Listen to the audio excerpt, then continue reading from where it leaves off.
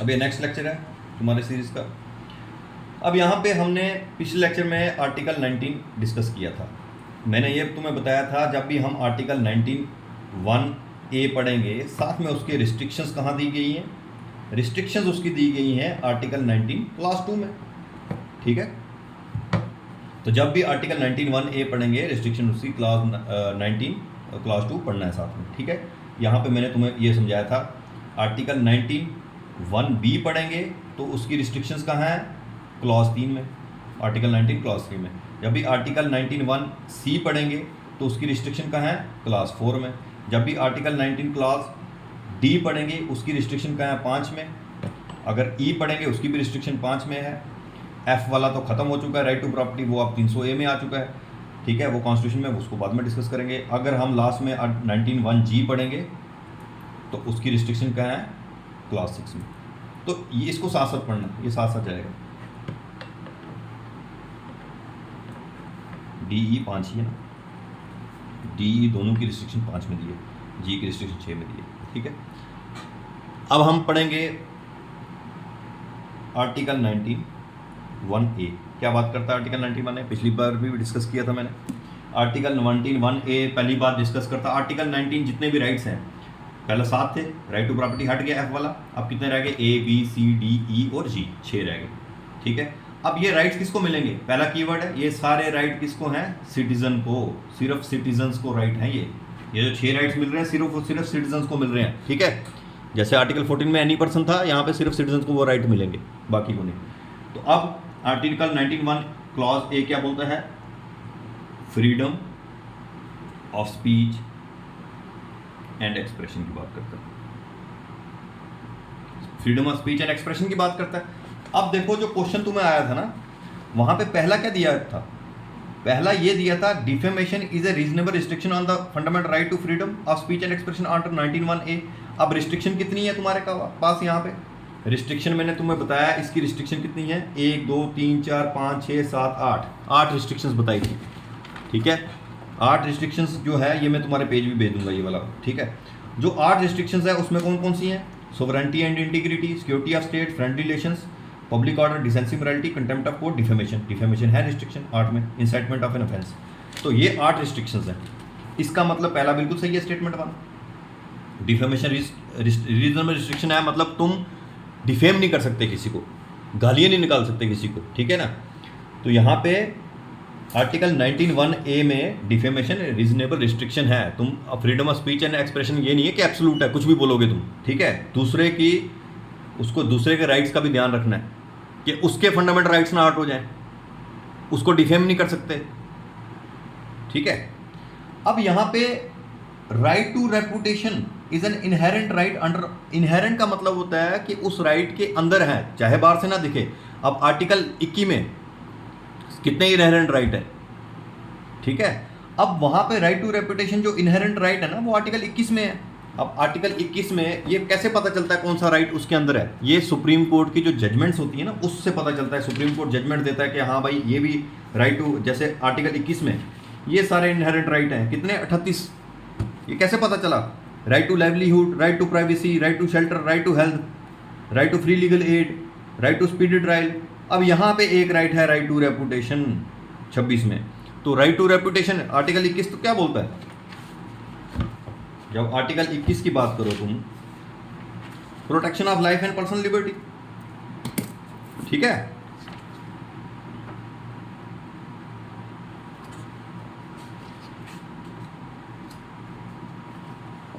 ये देखो आर्टिकल 21 क्या बोलता है, protection of rights, no person shall be deprived of his life और personal liberty except according to proceed statute by law. ये भी हम डिस्कस करेंगे। कोई कानून ना बना हो तब तक किसी बंदे की तुम पर्सनल लिबर्टी और लाइफ नहीं ले सकते। अब ये 21 जब पढ़ेंगे तो उसमें राइट टू प्राइवेसी, ये कमेंट्स किए हैं, राइट टू प्राइवेसी, ये सारे फिर हमें तो यही दिया होगा, फिर आगे सुप्रीम कोर्ट की जजमेंट्स में पता चलता है ये सारे इनहेरेंट राइट्स हैं, उसके अंदर राइट्स हैं आर्टिकल 21 के। तो वैसे ही जो आर्टिकल 19(1)(a) के अंदर इनहेरेंट राइट्स हैं वो भी मैं तुम्हें पढ़ाऊंगा अभी, कि 19(1)(a) के अंदर कल को वो इनहेरेंट राइट्स पूछेगा जो 19(1)(a) के अंदर होंगे। जैसे ये inherent right, right to reputation जो है वो इनहेरेंट राइट आर्टिकल 19 में है, वैसे ही इनहेरेंट राइट आर्टिकल 19 1A में कौन से हैं वो हम देखेंगे। ठीक है, वो यहां पे तुम्हें दिए गए कि उसको क्या बोलते हैं, राइट टू प्रोपोगेट, अपने व्यू को बताना, freedom of press, freedom of commercial advertisement, right against tapping of phone, phone tap नहीं कर सकते, राइट टू टेलीकास्ट, ये वगैरह। ठीक है, ये तुम्हारे पास दिए, ये तुम एक बार पढ़ लो यहाँ से, यहाँ पे चलो फोटो खींच के तुम्हें भेज दूंगा, पर यहाँ पे मैं तुम्हें डिटेल में ये पढ़ाऊंगा। एक तो ये तुम्हें, उसके बाद रीजनेबल रिस्ट्रिक्शन बताऊंगा। रीजनेबल रिस्ट्रिक्शन तो मैं बता चुका हूँ वैसे तुम्हें, तो ये रीजनेबल रिस्ट्रिक्शन है। ठीक है, पहला हम ये पढ़ेंगे उसके इनहेरेंट राइट्स कौन कौन से। ये तुम अगर नोट्स बनाने हैं तुम अपने नोट्स बना लो साथ साथ, तो तुम्हारी मर्जी है।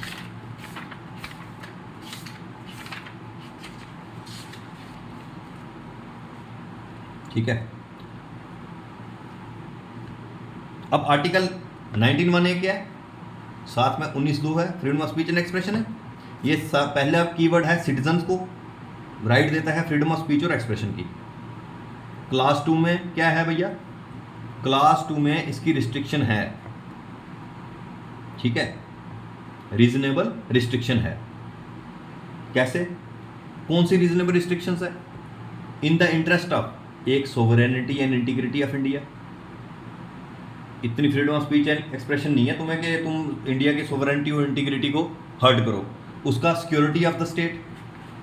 दूसरा friendly relation with foreign states है, हमारे साथ किसी स्टेट, फॉरेन स्टेट के फ्रेंडली रिलेशंस हैं, तो उसको देश के नागरिक, अगर वो उसका कोई डिग्निटरी आता है इंडिया में, वहाँ पे उसको गालियाँ निकालो या उसको पत्थर मारो, वो चीज़ें तुम्हारी फ्रीडम ऑफ स्पीच एक्सप्रेशन नहीं है, उसको गालियाँ निकालो तो उस पर रिस्ट्रिक्शन लग सकती है। पब्लिक ऑर्डर को जो, अगर पब्लिक ऑर्डर के अगेंस्ट हो, या डिसेंसी और मोरालिटी के अगेंस्ट हो, या कंटेम्प्ट ऑफ कोर्ट हो, या डिफेमेशन हो, या इंसाइटमेंट ऑफ एन ऑफेंस, किसी ऑफेंस करने के इंसाइट करना किसी को, ये हम अब डिटेल में पढ़ेंगे। तो कितनी चीज़ें हैं, 1 2 3 4 5 6 7 8 चीज़ें जो आती हैं इसकी रीजनेबल रिस्ट्रिक्शंस में आते हैं। इस 8 के अलावा कुछ नहीं है और। ठीक है, 8 के अलावा कुछ नहीं है, ये याद रखना। इस 8 में तुम्हारा 124A जो पहला आईपीसी में होता था, अब तो आईपीसी चेंज हो गया ना, अब आईपीसी की जगह तुम्हें पता होगा भारतीय न्याय संहिता आ गया। तो पहला 124A सेडिशन होता था, सेडिशन इसमें नहीं है रीजनेबल रिस्ट्रिक्शन। कोई गवर्नमेंट के अगेंस्ट बोलते वो सेडिशन में आ जाता था, अब वो सेडिशन वो राजद्रोह बन गया। 153 है भारतीय न्याय संहिता का, शायद ये कितना 153 है शायद, कुछ ऐसा। ठीक है,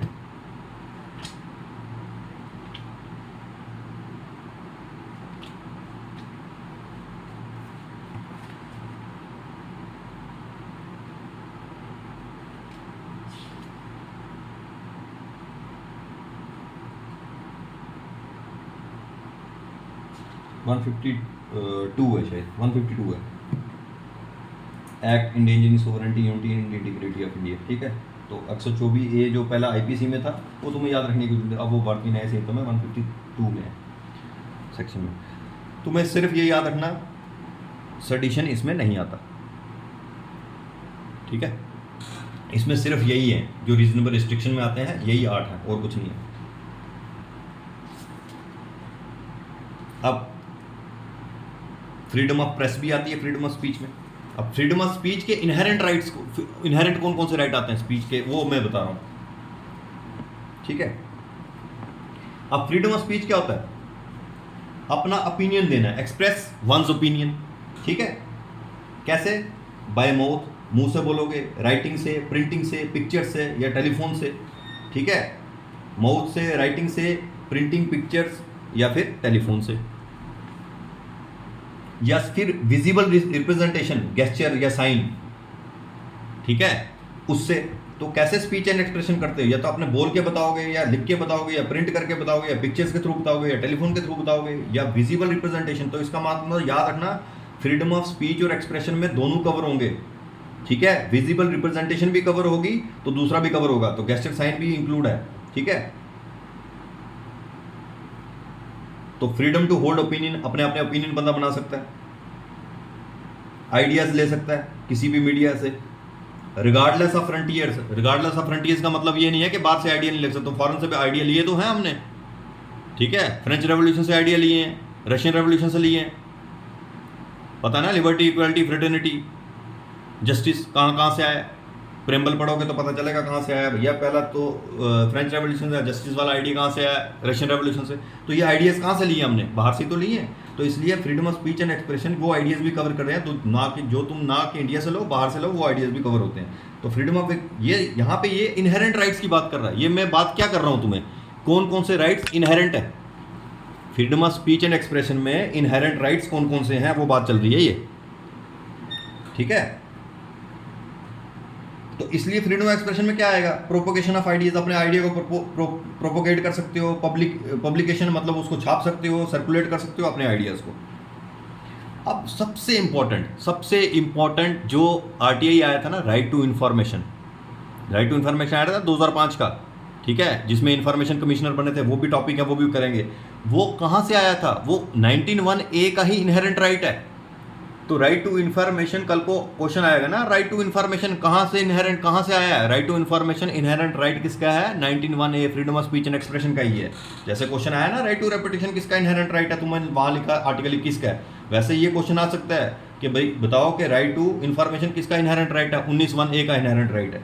तो right to know and to obtain information, ये भी तुम्हारा इनहेरेंट राइट है। इनहेरेंट राइट है जो बाहर से नहीं दिखता पर उसके अंदर है, इसका मतलब ये हुआ। तो right to information RTI act जो आया था, वो भी इनहेरेंट राइट किसका है, जो आरटीआई के एम्बिट में आता है, ठीक है।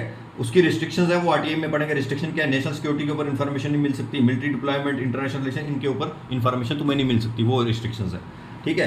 तो आरटीआई किसका इनहेरेंट राइट है, 19(1)(a) आया समझ। अब और इनहेरेंट राइट्स, ये हम इनहेरेंट राइट्स पढ़ रहे हैं, ठीक है, ये तुम साथ साथ लिख लेना भाई जो मैं बता रहा हूँ। राइट ऑफ द सिटीजन और voter to know antecedents of the candidates at election. भैया क्या तुम कैंडिडेट जो इलेक्शन में खड़ा है ना, उसका ब्यौरा देना पड़ता है, ये तुम्हारा राइट है उसका नाम, कितने क्रिमिनल केस चल रहे हैं उस पर, कितनी उसकी प्रॉपर्टी है। तो तभी इलेक्शन कमीशन ने ये चीज़ें निकाली हैं कि भैया कोई भी इलेक्शन में खड़ा होता है उसको अपनी प्रॉपर्टी डिस्क्लोज करनी पड़ती है, मूवेबल कितनी है, मूवेबल कितनी है, उसके बाद उसको अपने क्रिमिनल रिकॉर्ड्स बताने पड़ते हैं, कौन कौन से केसेस उसके ऊपर चल रहे हैं। तो क्यों, क्योंकि ये 19(1)(a) में राइट है तुम्हें इनहेरेंट। राइट ऑफ सिटीजन या वोटर सिटीजन ही होगा, to know the antecedent of the candidates at election, ठीक है, इसलिए क्रिमिनल पास बताना पड़ता है एमपी एमएलए को। राइट टू रिप्लाई और answer the criticism against one's view, अगर किसी ने तुम्हारे को मीडिया में आके क्रिटिसाइज कर दिया तो तुम्हारा ये राइट है कि तुम उसी सेम मीडिया पे आके उसका रिप्लाई दे सको, ये भी राइट है 19(1)(a) में। ये सारे इनहेरेंट राइट में बता रहा हूँ तुम्हें, ठीक है। एक कंपेल्ड स्पीच का राइट है। कंपेल्ड स्पीच क्या होता है, याद है बचपन में तुम्हें या स्कूल वाले ले जाते थे मूवी के लिए कि ये पर्टिकुलर मूवी दिखाई जाए देशभक्ति की या कोई, तो इसलिए सरकार भी वैसे निर्देश दे सकती है कि कोई देशभक्ति मूवी दिखाई जाए इस थिएटर में, महीने में एक बार या 2 महीने में एक बार कोई पर्टिकुलर मूवी दिखाई जाए, तो वो होता है कंपेल्ड स्पीच। तो कंपेल्ड स्पीच क्या होता है, सिनेमेटोग्राफिक लेजिस्लेशन के सिनेमा थिएटर में must show A film which में भी एजुकेशन, साइंटिफिक या डॉक्यूमेंट्री फिल्म, ये वायलेटिव नहीं है 19(1). तुम ये नहीं बोलता मेरे को कोई कंपेल कैसे कर सकता है देखने के लिए, ठीक है, तो थिएटर को कंपेल कर सकते हैं, तो ये 19(1)(a) का वायलेशन नहीं होगा कंपेल्ड स्पीच। तो कल को क्वेश्चन आ गया कंपेल्ड स्पीच क्या वायलेशन है, वो वायलेशन नहीं है, ठीक है भाई। Freedom of silence, right not to speak, ये बहुत इंपॉर्टेंट केस है। आप ये Vijay Emmanuel versus state of Kerala, चलो ये उनको पढ़ना पड़ता है, तुम्हें रहना दो उसको। तो freedom of silence, right not to speak, ये भी तुम्हारा इसमें इनहेरेंट राइट है 19(1)(a) में, ठीक है। ये नेशनल एंथम का केस हुआ था कि Vijay Emmanuel versus state of Kerala में नेशनल एंथम का केस हुआ था। इस केस में क्या हुआ था, इस केस में ये हुआ था कि स्कूल था, उस स्कूल में कुछ बच्चों ने नेशनल एंथम नहीं गाया तो उनको स्कूल से निकाल दिया। तो स्कूल से निकाल दिया जब, तो फिर वहाँ पे केरला हाई कोर्ट में ये ऑर्डर, ये केरला हाई कोर्ट में केस गया, तो केरला हाई कोर्ट ने बोला भैया तो ये एक्सपल्शन जो की है, ठीक है, तो वो prevention of insult to national honours act के अंतर्गत है, तो इसलिए एक्सपल्शन सही है। पर जब यही केस जाता है सुप्रीम कोर्ट में, सुप्रीम कोर्ट इस ऑर्डर को रिवर्स कर देता है। Supreme Court however reverse the decision of the High Court and observe that they did not commit any offence. It was held that the expulsion of the children from that school was a violative of their fundamental right. उन्होंने बोला ये violative है 19(1)(a) का, क्योंकि उनको freedom of silence है कि वो नेशनल गान में चुप रह सकते हैं। इट में 10 भी state the freedom of expression include the right not to express. तो वहाँ पे बाद में ये Vijay Emmanuel versus state of Kerala का केस जो है AIR 1987 सुप्रीम कोर्ट 748 ये साइटेशन होती है, जिसमें AIR का मतलब ऑल इंडिया रिपोर्टर, 1987 का मतलब ये केस 1987 का सुप्रीम कोर्ट पेज नंबर 748 में मिलेगा। तो ये केस सुप्रीम कोर्ट ने यहाँ पे राइट टू साइलेंस यहाँ पे आ गया फिर तुम्हारा, ठीक है। Right to choose medium of instructions, तुम्हारे को जो सरकारी स्कूल होगा, जो गवर्नमेंट एडेड स्कूल होगा, वहाँ पे तुम प्राइमरी तक चूज कर सकते हो कि मीडियम ऑफ इंस्ट्रक्शन तुम्हारा कौन सा हो, ठीक है। राइट अगेंस्ट साउंड पोल्यूशन, ये सारे इनहेरेंट राइट है। साउंड पोल्यूशन के अगेंस्ट ये भी तुम्हारा राइट है। तो यहीं पे आया था लाउड स्पीकर का, तो ये यहाँ पे लाउड स्पीकर का यहाँ पे आया था, कौन सा केस था, कलकत्ता हाई कोर्ट का। ये मौलाना मुफ्ती सैयद ये तुम्हें केस ला नहीं करने भैया, ये केस ला तुम्हारे लिए नहीं है, तुम्हें सिर्फ ये इनहेरेंट राइट्स जो बता रहा हूँ ना ऊपर, सिर्फ यही देखने हैं। ये जो इनहेरेंट राइट्स बताए हैं यही देखने हैं और कुछ नहीं देखना। और ये स्टोरियाँ सुन लो जो तुम्हें याद रखने की मदद करेगी। ये स्टोरी इसलिए सुना रहा हूँ साथ साथ कि तुम्हें याद रखने को मदद करेगी ये, ठीक है। कि भैया तुम्हारा राइट तो है, अब दूसरे का राइट ना हो, एब्सोल्यूट राइट तो है नहीं, तो दूसरों को डिस्टर्ब ना करे, तो इसलिए क्योंकि बंदा कोई सो रहा है उसको right to sleep and leisure भी है, तो ये रिस्ट्रिक्शन नहीं है भैया, ये वायलेटिव नहीं है आर्टिकल 25 का, right to freedom of religion का वायलेटिव नहीं है। तो ये लाउड स्पीकर का वो ये कलकत्ता हाई कोर्ट का डिसीजन आया था, ठीक है। तो ये प्रोटेक्ट करता है सिटीजन को against excessive sound, upholding the restriction on the use of microphone and loudspeaker at the time of giving अजान। The court said that no one could under 19(1)(a) claim an absolute right to suspend other rights or it could disturb other basic human rights and fundamental right to sleep and leisure. The imposition of restriction has been held not violative of the article 25। तो यहाँ पे ये इसका high Court का decision आया था कि article 25 में नहीं है कि तुम्हारे को फ्रीडम ऑफ स्पीच में, यहाँ पे फ्रीडम ऑफ रिलीजन में ये नहीं है कि लाउड स्पीकर यूज़ करो यहाँ पे, तो ये क्योंकि दूसरे के राइट्स भी डिस्टर्ब करता है, तो इसलिए यहाँ पे उसने इसको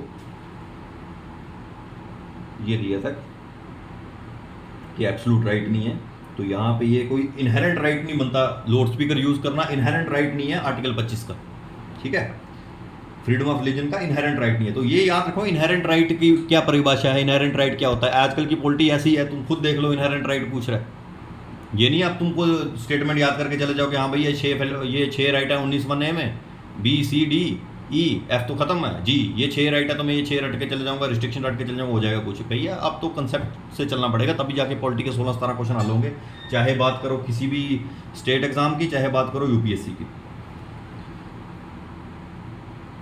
right of the convict to express himself, कोई कन्विक्ट हो गया वो अपने आप को एक्सप्रेस कर सकता है। इंटरव्यू कोई लेने आया तो उसको इंटरव्यू देने दो, interview are to be televised, his ideas उसके जाने चाहिए, तो वो भी उसका राइट है।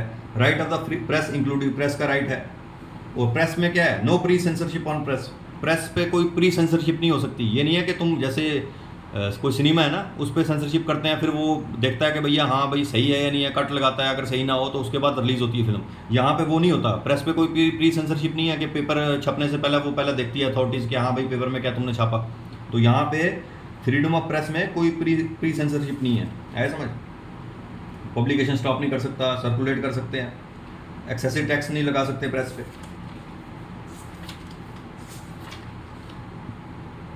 तो ये 19(1) है, forbid state monopoly either in print और इलेक्ट्रॉनिक मीडिया। इलेक्ट्रॉनिक और प्रिंट मीडिया स्टेट मोनोपोली नहीं हो सकती। इसका मतलब ये नहीं है कि सिर्फ दूरदर्शन चलेगा, दूसरे कोई चैनल नहीं चलेंगे, ठीक है। कोई मोनोपोली नहीं हो सकती। पर प्री सेंसरशिप फिल्म्स में होगी। प्री सेंसरशिप प्रेस में नहीं है, पर प्री सेंसरशिप फिल्म्स में होगी। तो क्योंकि यूज फिल्म सर्टिफिकेट जो सारे दे सकते हैं, ए फिल्म सर्टिफिकेट मिलता है जो सिर्फ अडल्ट देख सकते हैं। तो ये इसलिए प्री सेंसरशिप देखा जाता है कि भैया यहाँ पे क्या क्या दिखाया जा रहा है, ये क्या अडल्ट के लिए है कि ये भाई छोटे बच्चे भी देख सकते हैं, तो इसलिए प्री सेंसरशिप फिल्म पे होगी। अब right to fly the national flag, national flag को तुम लहरा सकते हो किसके पर्पज के लिए, नेशनलिज्म के लिए, पेट्रियोटिज्म के लिए, लव के लिए, लव फॉर मदरलैंड, बस कमर्शियल पर्पज के लिए नहीं। जैसे मैच हो रहा है, तुम नेशनल फ्लैग को लहरा रहे हो, ओलंपिक्स है, तो वहाँ पे जायज़ है, वहाँ पे तुम्हारा ये राइट है। Right to post information on the internet, internet पे तुम इंफॉर्मेशन डाल सकते हो। अब इसी पे एक केस है। वो केस क्या है? श्रेया सिंघल का एक केस था, उसमें क्या था, section 66A of the information technology act 2002 में ये क्या करता था, पुलिस किसी को भी अरेस्ट कर लेती थी। कोई भी बंदा पोस्ट डाल रहा है इंटरनेट पे, फेसबुक पे, किसी पे जो हेटरीड वगैरह ये फैलाए, तो ये 66A पे वो इंफॉर्मेशन टेक्नोलॉजी एक्ट में किसी बंदे जो कोई पोस्ट वगैरह डाल रहा है उसको अरेस्ट कर, वो अब स्ट्रक डाउन कर दिया सुप्रीम कोर्ट ने। ठीक है भाई, कौन से केस में? Shreya Singhal versus union of India case में स्ट्रक डाउन कर दिया 2015 में। अब यहाँ पे राइट टू पोस्ट इन्फॉर्मेशन, तो कोई तुम्हारा राइट है इन्फॉर्मेशन पोस्ट करने का इंटरनेट पे, पर वो मैंने बोला रिस्ट्रिक्शंस में तो आएगा। पब्लिक ऑर्डर को वो नहीं डैमेज करना चाहिए, ठीक है। जो रिस्ट्रिक्शन 8 है उनमें तो आना ही आना हर चीज़ ने, ठीक है। रिस्ट्रिक्शन में आएगा 8, तो ये रिस्ट्रिक्शन में अब तुम ये बोले मैं कुछ भी पोस्ट कर सकता हूँ, भैया कुछ भी तो पोस्ट करोगे, पर ये रिस्ट्रिक्शन देख लो। ये क्या, ये वो पोस्ट तुम्हारी सोवरेंटी इंटीग्रिटी के अगेंस्ट नहीं होनी चाहिए, वो पोस्ट तुम्हारी सिक्योरिटी ऑफ स्टेट के अगेंस्ट नहीं होती, किसी फ्रंट रिलेशन हमारा फॉरेन स्टेट का उसके अगेंस्ट नहीं होनी चाहिए, पब्लिक ऑर्डर खराब नहीं करे, डिसेंसी और मोरालिटी। ये नहीं है कि तुम वुमेन के लिए कुछ बोल दी हो, गाली निकाल दी, या मोरल वैल्यूज अपनी खराब कर दी, गालियाँ निकाल रहे हो, बच्चों को खराब कर रहे हो, तो डिसेंसी और मोरालिटी के अगेंस्ट नहीं होना चाहिए। कंटेम्प्ट ऑफ कोर्ट नहीं होना चाहिए, कोर्ट ने कोई डिसीजन दिया या कोई कंटेम्प्ट ऑफ कोर्ट भी हम पढ़ेंगे, ठीक है। विलफुल डिसोबीडियंस के सिविल कंटेम्प्ट क्या होती है, क्रिमिनल कंटेम्प्ट क्या होती है, तो इसलिए कंटेम्प्ट ऑफ कोर्ट नहीं होना चाहिए, डिफेमेशन नहीं होनी चाहिए, इंसाइटमेंट ऑफ एन, किसी ऑफेंस को करने के लिए उकसाना नहीं है कि भैया मार दो काट दो किसी को, आया समझ। ये चीज़ें रिस्ट्रिक्शन अभी भी हैं 8, तो ये जो डालोगे 66A चाहे उड़ गया है, पर ये 8 रिस्ट्रिक्शन अभी भी कुछ तुम्हारे डालने पे है। राइट टू पोस्ट इन्फॉर्मेशन तो है, ये राइट तो तुम्हारे इनहेरेंट है ही हैं, पर वो 8 रिस्ट्रिक्शन हर राइट के साथ चलेंगी। डिमॉन्स्ट्रेशन, पिकेटिंग, स्ट्राइक्स, ये तो याद रखना। डिमॉन्स्ट्रेशन कर सकते हो तुम, डिमॉन्स्ट्रेशन और स्ट्राइक में क्या फर्क है, देखो ये दोनों तुम्हारे इनहेरेंट राइट है, डिमॉन्स्ट्रेशन भी, पिकेटिंग में। स्ट्राइक इनहेरेंट राइट नहीं है। अब डिमॉन्स्ट्रेशन और स्ट्राइक में क्या फ़र्क होता है? डिमॉन्स्ट्रेशन होता है कि जैसे यहाँ पे अभी रेप केस हुआ यहाँ पे वेस्ट बंगाल में, ठीक है, मेडिकल कॉलेज में। अब वहाँ पे यहाँ से जम्मू से डॉक्टर्स निकले, वो डिमॉन्स्ट्रेशन कर रहे हैं, ठीक है, वो अपना काम नहीं रोक रहे, सिर्फ एक रैली उन्होंने निकाल दी, डिमॉन्स्ट्रेशन उसको बोलते हैं। पर जब वो काम रोक लें अपना कि हमने कोई काम नहीं करना, उसको बोलेंगे स्ट्राइक। स्ट्राइक पे चले गए, भैया काम ही बंद कर दिया। तो ये जो स्ट्राइक है ना, वो तुम्हारा इनहेरेंट राइट नहीं है, वो इनहेरेंट राइट 19(1)A में नहीं आएगा। तो स्ट्राइक नहीं आएगा, डिमॉन्स्ट्रेशन निकाल सकते हो, पिकेटिंग धरना दे सकते हो, वो दोनों तय कर सकते हो, पर ये right to go on a strike has not been held to be included with the ambit of freedom of speech and expression, ये नहीं आएगा। No right to call enforce, bandh, हड़ताल, ब्लॉकेड, ये तुम नहीं कर सकते। ये तुम्हारे यहाँ पे बंद कर दी हड़ताल। हड़ताल क्या था? तुम अपनी तरफ से कर्फ्यू लगा रहे, हड़ताल क्या है भैया, कल से हड़ताल है, बसों की हड़ताल है, इसका मतलब तुम लोग ही कर्फ्यू लगा रहे हैं ना, कल से बसें नहीं चलेंगी। तो ये इनहेरेंट राइट नहीं है। ब्लॉकेड, रोक दिया किसी को, भाई ट्रेन रोक दी, ये कर दी, ब्लॉकेड डाल दिया, बंद कर दिया। तो ये सारे नो राइट टू कॉल और एनफोर्स, बंद, हड़ताल, ब्लॉकेड, ये राइट्स नहीं है तुम्हारे इनहेरेंट राइट्स। ये हम सब इनहेरेंट राइट्स पढ़ रहे हैं।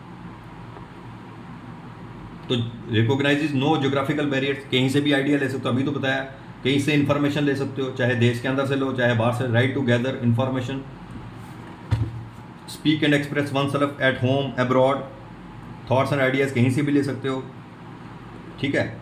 Trial by media, media trial चलती है ना भाई 19(1)A पे, मीडिया ट्रायल चलती है। पहले ही मीडिया वाले ट्रायल चलाने स्टार्ट होते हैं। वो सुशांत का केस हुआ था पहले, तो वो मीडिया ट्रायल कर रहा है भाई कि हाँ भाई इसने ये किया, उसने वो किया। तो जो सब्जुडाइज मैटर हो, कोर्ट में हो, उसमें मीडिया ट्रायल नहीं चलनी चाहिए, ठीक है। तो ये हमने सारा यहाँ पे पढ़ लिया, ये सारे इनहेरेंट राइट्स हैं, ठीक है। उसके बाद रीजनेबल रिस्ट्रिक्शन देख लो 8 जो है। अब यहाँ पे तुम अब जब जाओगे ना घर पे, जो तुम ये पढ़ोगे, अब मैंने ये स्टोरी समझा दी, अब तुम्हें ये केक वक्त लगेगा ये पढ़ना, ये यहाँ से जब पढ़ोगे, क्योंकि यहाँ पे एक एक लाइन नहीं थे, मैंने तुम्हें पूरी स्टोरी के साथ समझा दी है। जो लक्ष्मीकांत से तुम पढ़ोगे, फिर ये फोटो खींच के यहाँ पे मैं तुम्हें भेज दूंगा दोनों के, एक बेरक्ट के भी और एक इसके भी। और यहाँ पे अगर तुमने नोट करना है, अब जो मैंने पढ़ाया वो नोट करना है ना तुमने, तो सिर्फ ये तुमने नोट करना। स्टोरी तो मैंने समझा दी, वो नोट करने वाला क्या है? राइट टू नो, ये ए वाला, right to know and to obtain information, RTI act, इसका इनहेरेंट राइट है। दूसरा, right to of the citizen या voter to know the antecedent of the candidate at election, ये इनहेरेंट राइट है। तीसरा, right to reply answer the criticism, ये inherent right है। Compelled speech inherent right है। Freedom of silence inherent right है। Right to choose medium of instruction primary तक inherent right है। Right against home pollution inherent right है। Right of the convict to express himself inherent right है। Freedom of press inherent है। तो press के आगे मैंने बताया था प्री सेंसरशिप प्रेस पे नहीं होती, ठीक है। और उसके बाद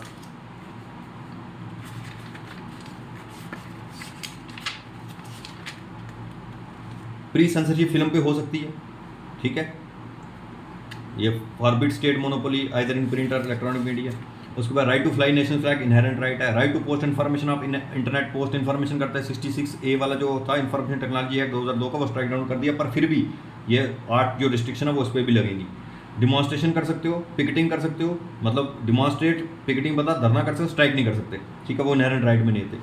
कोई इनहेरेंट राइट नहीं है बंद हड़ताल ब्लॉकेट के केस में, ठीक है। तो कोई जोग्राफिकल बैरियर नहीं है, कहीं भी स्पीच दो, इंडिया में दो बाहर दो, कोई फ्रीडम है तुम्हें देने की, और कहीं से भी तुम आइडिया ला सकते हो बाहर से इंडिया में, वो भी फ्री है। ट्रायल बाय मीडिया नहीं होनी चाहिए। अब रीजनेबल रिस्ट्रिक्शन पे आते हो, 8 रीजनेबल रिस्ट्रिक्शन है, ठीक है। अब रीजनेबल रिस्ट्रिक्शन मैंने बता दिया, सिक्योरिटी ऑफ स्टेट। पहली रीजनेबल रिस्ट्रिक्शन क्या तुम्हारी है, ठीक है, sovereignty India, sovereignty integrity, sovereignty integrity है, सिक्योरिटी ऑफ स्टेट है।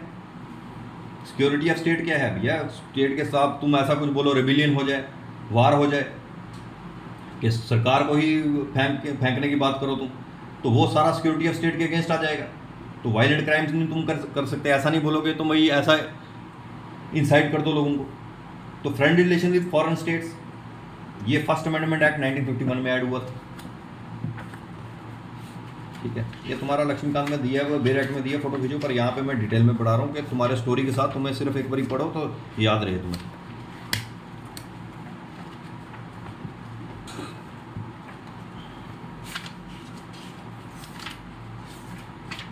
ठीक है, तो पहला आ गया reasonable restriction sovereignty and integrity of India, दूसरा सिक्योरिटी ऑफ स्टेट आ गया, तीसरा friend relation with foreign state है, ठीक है।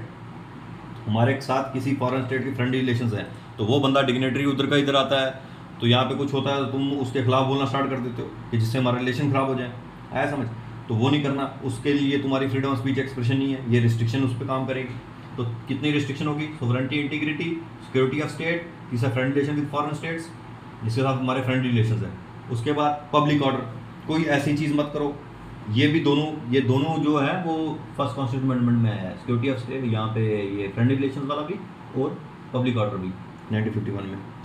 पब्लिक ऑर्डर क्या है भैया, पब्लिक ऑर्डर है कि कोई जिससे पीस खराब हो, सेफ्टी ना रहे, ठीक है, मतलब जहाँ पे वायलेंस, पब्लिक ऑर्डर का violence, absence of violence, orderly state of affairs होना चाहिए, जहाँ पे सिटीजन पीसफुल हो, कि ऐसा मत काम करो जिससे को दंगे फसाद हो जाए, public order, law and order problem हो जाए, ठीक है।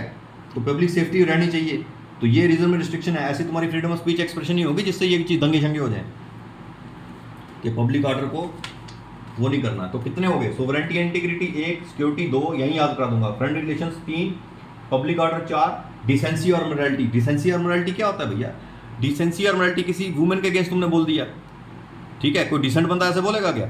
मोरालिटी, मोरल वैल्यूज होनी चाहिए तुम्हारी, ऐसे कोई गलत चीज़ नहीं बोल सकते जो मोरल वैल्यूज के अगेंस्ट हो कि भाई तुम नशे का प्रचार करो वहाँ पे जाके बच्चों में, तो वो डिसेंसी और मोरालिटी के अगेंस्ट हो जाएगा। तो ये हो गया। तो contempt of court, contempt of court कुछ भी, कि scandalise the authority of any court, कि भाई तुम कोर्ट के अगेंस्ट ही बोल रहे हो, ठीक है। तो उसकी हम ये कंटेम्प्ट ऑफ कोर्ट को डिटेल में लेंगे कि सिविल कंटेम्प्ट क्या होती है। सिविल कंटेम्प्ट क्या होती है भैया, फैसला नहीं मानना, कोर्ट ने कोई फैसला दिया वो तुम मान नहीं रहे, ठीक है भाई, सिविल कंटेम्प्ट में आ जाएगा तुम। तो क्रिमिनल कंटेम्प्ट क्या है कि भाई कोर्ट को गालियाँ निकाल रहे हो वहाँ पे, तो वो क्रिमिनल कंटेम्प्ट में आ जाएगा तुम, वो हम देखेंगे कंटेम्प्ट ऑफ कोर्ट क्या। उसके बाद आ गया डिफेमेशन। डिफेमेशन क्या है, ये सेक्शन 499 में था डिफेमेशन, आईपीसी के सेक्शन 499 में भी डिफेमेशन दिया है कि किसी बंदे को तुम डिफेम नहीं कर सकते। अगर वर्ड्स में डिफेम करते हो वो सिलेंडर होता है, रिटर्न में करते हो वो लाइबल होता है, वो तुम्हें करने की जरूरत नहीं है ऐसा। अब वो 499 में आईपीसी में था, अब आईपीसी के 499 से जाके वो चला गया है तुम्हारे को जो भारतीय न्याय संहिता आया है उसमें, ये तुम्हें याद रखने की 156 में, शायद 156 में चला गया डिफेमेशन, 156 में या ए में है, 156 में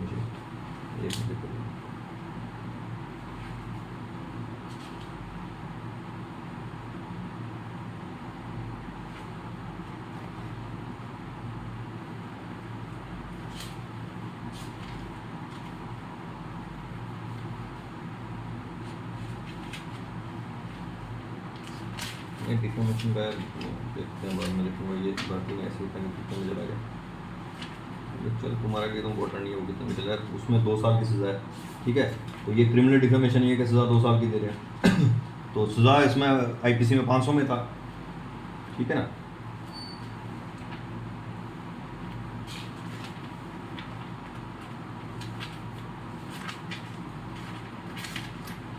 तो डिफेमेशन जो 499 में था वो अब भारतीय न्याय संहिता में चला गया 356(1) में, और जो पनिशमेंट थी 500 में आईपीसी में वो अब चली गई है 356(2) में। तो मोस्टली जो आईपीसी चेंज हुआ है ना, जो 3 कानून चेंज हुए वो सारे सेक्शन ही इधर उधर हुई हैं, मोस्टली वो सेम ही है, 70-80% सेम है, बाकी थोड़ा चेंजेस हो गई वो देखेंगे बाद में, ठीक है भाई। तो डिफेमेशन यहाँ पे भी दिया हुआ है क्योंकि क्रिमिनल है ना, इसलिए आईपीसी में दिया है कि डिफेमेशन क्रिमिनल है, क्रिमिनल डिफेमेशन है कि 2 साल की सजा है, इसलिए जो आईपीसी में दिया है वो इसलिए आईपीसी में दिया जो अब भारतीय न्याय संहिता हो गया।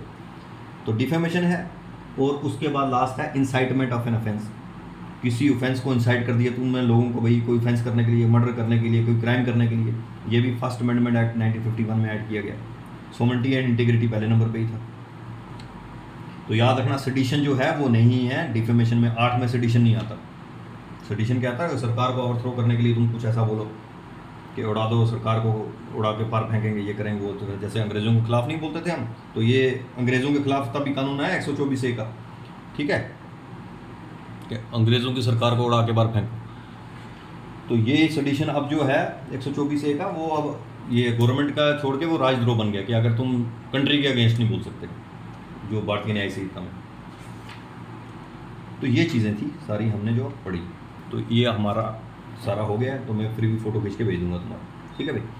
तो आर्टिकल 92 में कितने हैं, सोवरेनिटी इंटीग्रिटी रिस्ट्रिक्शन में 8 रिस्ट्रिक्शन है, security of state, friendly relation 3, public order 4, decency morality 5, contempt of court 6, defamation 7, incitement of an offence 8। सारा अच्छी तरीके से मैंने समझा भी दिया तुम्हें। तो तुमने सिर्फ अपना जो ये मैंने अपना जो समझाया वो तो तुम स्टोरी की समझो, तुमने अब लक्ष्मीकांत का ये पेज पढ़ लेना, ये मैं पेज खींच के भेज दूंगा, और जहाँ पे बेर एक्ट का पढ़ लेना। कहानी यही है जो मैंने तुम्हें बता दी, चाहे बेर एक्ट से पढ़ लो चाहे कहीं से भी पढ़ लो, ठीक है। ये बेर एक्ट भी यही बोलता है। बेर एक्ट क्या बोलता है, 2 रिस्ट्रिक्शन में, नथिंग इन सब क्लास ए, कुछ भी जो सब क्लास ए में है ऑफ क्लास 1, ये वाला speech of freedom, shall affect the operation of any existing law, prevent the state from making an law, कि वो प्रिवेंट नहीं कर सकता स्टेट को कोई कानून बनाने से, in so far as such law impose, जो वो रीजनेबल रिस्ट्रिक्शन डाले, क्या डाले, in the interest of sovereignty and integrity, security of state, friendly relation, public order, decency morality, in relation of contempt of defamation. तो वो कोई भी कानून स्टेट बना सकती है इन 8 चीज़ों पे, तो जो तुम्हारी freedom of speech and expression को कटेल कर देगी, ये बोलता है क्लास 2, ठीक है। आया समझ, या तो कोई एग्जिस्टिंग लॉ चल रहा हो इनके ऊपर 8 के ऊपर, या तो वो स्टेट को कोई प्रिवेंट नहीं कर सकता कोई कानून बनाने पर इन 8 के ऊपर, कि जो तुम्हारा freedom of speech and expression, या तो कोई कानून चल रहा हो ऑपरेशन में हो, इन 8 के ऊपर कोई कानून हो, ठीक है, तो फिर तुम्हारी freedom of speech and expression कटेल हो जाएगी। या फिर स्टेट को कानून बनाना चाहिए इन 8 पे, तो तुम ये नहीं बोल सकते मेरा फंडामेंटल राइट 8 हो गया भाई, ये 19(1) है, कि स्टेट की रीजनेबल रिस्ट्रिक्शन इन 8 पे कानून बना सकती है जो तुम्हारी freedom of speech and expression को कटेल कर देगी। ये 19(2) बोल रहा है, और इसको मैंने बहुत डिटेल में समझा दिया, इससे डिटेल कुछ नहीं हो सकती ऊपर, ठीक है। ये किसी भी एग्ज़ाम के लिए तुम जा सकते हो, चाहे तुम इसमें जुडिशरी में जाओ, चाहे तुम लॉ में जाओ, चाहे यूपीएससी में जाओ, चाहे उसमें जाओ। तो मैंने ये बता दिया कि तुम्हें जो है वो सिर्फ ये याद रखना है जो मैंने बताया। इनहेरेंट राइट्स भी बता दिए, तुम्हारे पेपर के हिसाब से मैंने करवाया, ठीक है। अब देखो, अब तुम्हें केक वाक लगेगा, जो कहाँ गया तुम्हारा पेपर, अब तुम आ जाओ, अब तुम्हें ये देखो क्या लगेगा, ये defamation is reasonable restriction on fundamental right of freedom of speech and expression 19(1)(a)। भैया कल को कुछ भी दिया हो ना, डिफेमेशन को छोड़ के उसने कुछ भी दिया हो 8 में से, ठीक है, सिक्योरिटी ऑफ स्टेट दे दिया हो, या फिर फ्रेंडली रिलेशन दे दिया हो, पब्लिक ऑर्डर दे दिया हो, डिसेंसी मोरालिटी दे दिया हो, इसको चेंज करके यहाँ पे इसको चेंज करके डिफेमेशन को कोई 8 में से और कुछ डाल सकता है, या कुछ अलग से डाला, सेडिशन डालें, सेडिशन तो रीजनेबल रिस्ट्रिक्शन में नहीं आता, ठीक है। अब तो तुम कर सकते हो आराम से। Right to reputation, inherent right, जितने इनहेरेंट राइट मैंने पढ़ाए, राइट टू रेपुटेशन था, right to reputation inherent right 21 में है, वो हम जब आर्टिकल 21 करेंगे उसमें देखेंगे।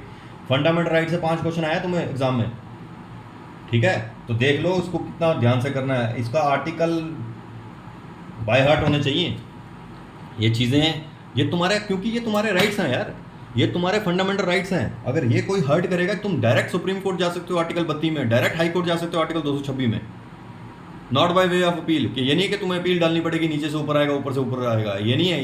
ये कोई, ये तुम्हारा फंडामेंटल राइट दिया है, ठीक है।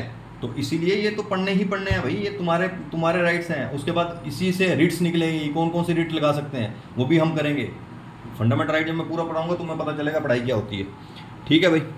तो इसलिए इसको आगे फैलाओ कि ये चीज़ें दूर तक चलें, ठीक है भाई।